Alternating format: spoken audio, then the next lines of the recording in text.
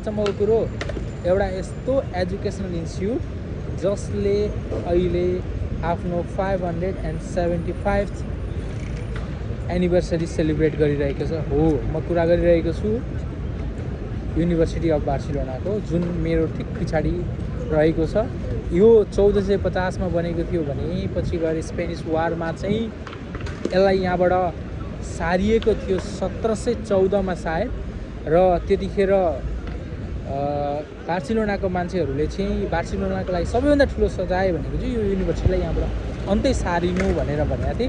र 120 वर्षसम्म युनिभर्सिटी बिन रह्यो बार्सिलोना। त्यसपछि फाइनल्ली 1872 मा यो युनिभर्सिटीलाई पहिलेकै ठाउँमा, यानि कि जहाँ अहिले देखिरहनु भएको छ यहाँ ल्याएर फिर्काइयो। र यसलाई एउटा इन्स्टिट्युसन, एउटा युनिभर्सिटी मात्रै नभनेर यसलाई चाहिँ यहाँका मान्छेहरूले टेम्पल अफ विजडम भनेर पनि चिन्ने गर्छन्।